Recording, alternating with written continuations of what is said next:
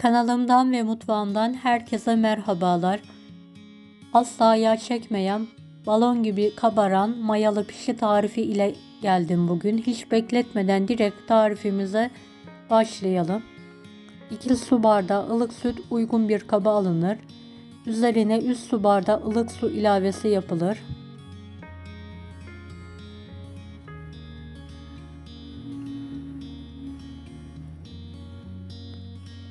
2 tatlı kaşığı toz şeker, 2 tatlı kaşığı kuru maya eklenerek maya eriyene kadar karıştırılır.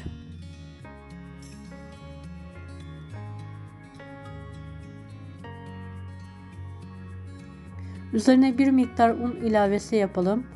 1 adet yumurta, 2 tatlı kaşığı tuz ekleyerek karıştırmaya devam edelim.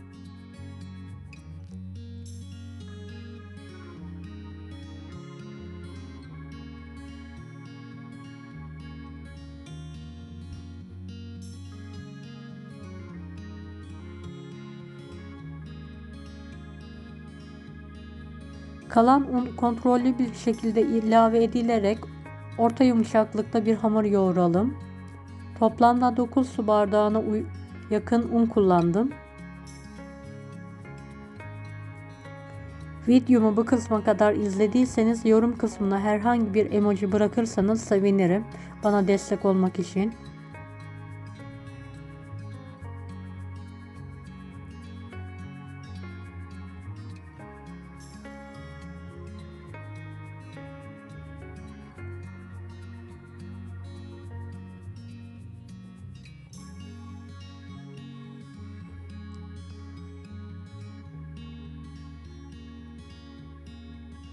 Toparlanan hamur tezgah üzerine alınarak pürüzsüz olana kadar 5-6 dakika yoğrulmaya devam edilir.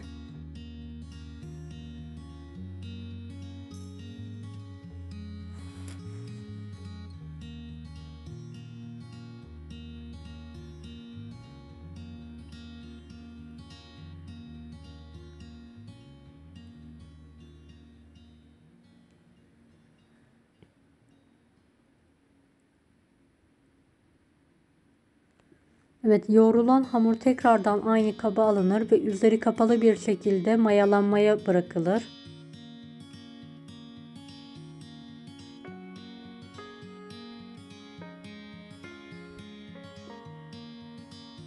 Evet, mayalanan hamur tekrardan tezgah üzerine alınarak biraz un ilavesi yapılarak yoğrulmaya devam edilir.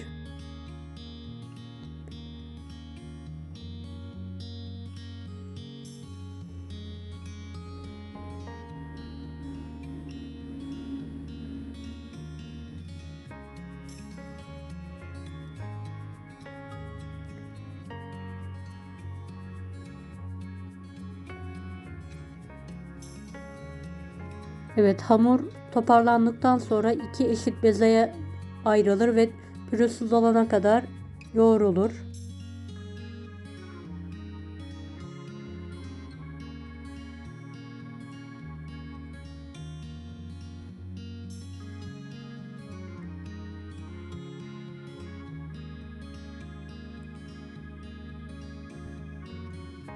Yoğrulan bezeler un ilavesi yapılarak bir merdane yardımıyla orta sertlikte bir hamur olacak şekilde açılır.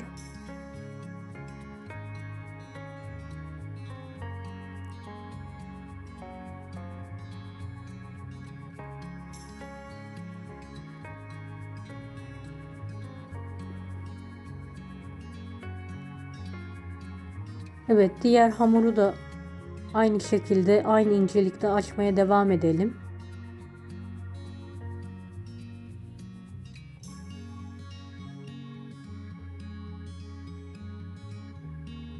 Evet, hamurlar açıldıktan sonra bir rulet yardımıyla kare olacak şekilde keselim. İsterseniz bir bardak yardımıyla yuvarlak da kesebilirsiniz. Şekil vermesi isteğe bağlıdır.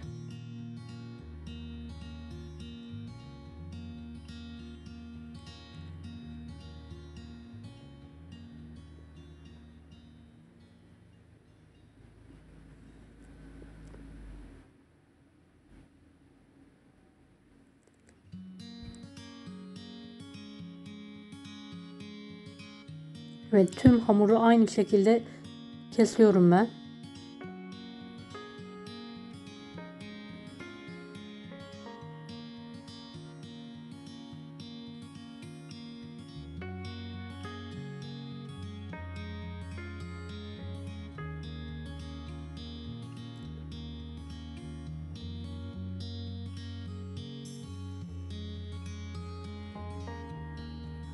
Uygun bir tavaya bolca yağ alalım ve ocağın en büyük kısmında ısıtmaya bırakalım. Isınan yağın üzerine pişiler alınır.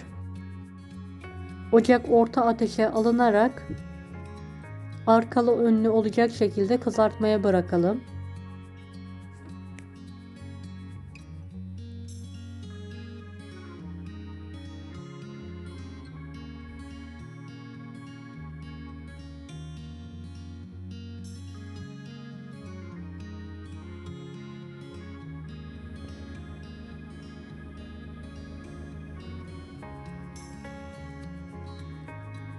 Evet, kabaran ve kızaran pişilerin çevirelim. Diğer taraflarını da pişirelim.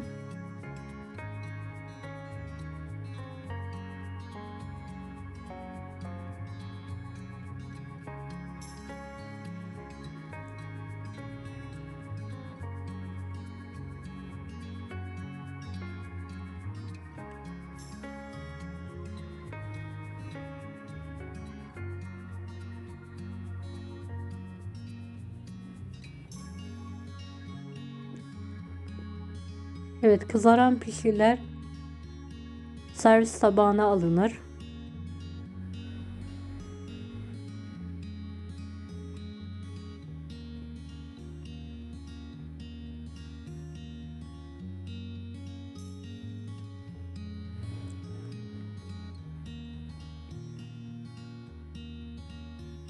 Evet, kalan pişiler aynı şekilde kızartılmaya devam edilir. Ben 6-7 tava olacak şekilde bu şekilde kızartmaya devam ettim pişileri.